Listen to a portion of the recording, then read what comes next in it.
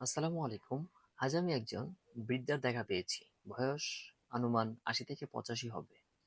ওনার সাথে কথা বলার এক পর্যায়ে জানতে পারলাম উনি বর্তমান স্বামীহারা বিধবা। ওনার স্বামী প্রায় আরো ২১ বছর আগে মারা গেছে। তো মেন কথা এটা না, মেন কথা হচ্ছে ওনার ছোট ভাই সম্প্রতি হজ করতে গিয়েছে। তো আজ শনিবার ২৮শে জুন ওই বৃদ্ধার আন্দাজ যে ওনার ছোট ভাই আজই হজ শেষ করে দেশে আসবে। হয়তো তার একদিন পরেই বোনের সাথে দেখা করতে আসবে। নানা ভাই কিছু নিয়ে আসবে এমন কিছু না, শুধু ভাই দেখতে আসবে, এটাই তার বোনের খুশির কারণ। মহান আল্লাহ এই মধুর সম্পর্কটাতে কত মায়া, আন্তরিকতা, স্নেহ ও দায়িত্বশীলতা দান করেছে, যার কারণেই তো ৮০-৮৫ বছর বয়সের বোনও তার ভাইয়ের আসার অপেক্ষায় থাকে, আনন্দে থাকে।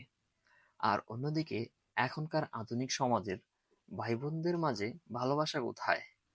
ভাই বিয়ে করে ফেললে বোনের খবর রাখে না, আর বোনের বিয়ে হয়ে গেলে ভাইয়ের খবর থাকে না।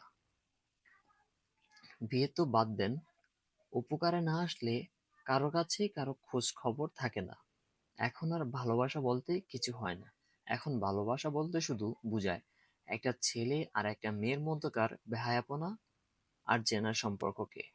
তাই প্রত্যেক ভাই ও বোনদের বলতে চাই, এই বৃদ্ধ ভাই বোনের বর্তমান ভালোবাসা থেকে আমাদের অনেক কিছু বোঝার আছে।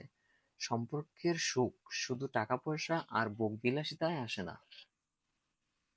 আসল সুখ তো নিজের মানুষগুলোর সাথেই আসে। আর ভাই বোন সম্পর্কের স্মৃতি এমন, যেখানে শৈশব, কৈশোর সহ জীবনের আরো অনেক স্মৃতি জড়িয়ে থাকে।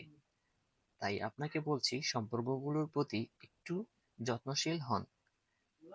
জানি আপনি খুবই ব্যস্ত, তারপরেও একটু হলেও সময় দিয়ে নিজের বোনের বা ভাইয়ের খোঁজ খবর নিন। তখন দেখবেন, যদি উনি পৃথিবীর শ্রেষ্ঠ সুখী মানুষও হয়, তাহলেও ওনাকে এই অনুভূতিটা আলাদা খুশি প্রদান করবে। আর হ্যাঁ, আপনাকেও।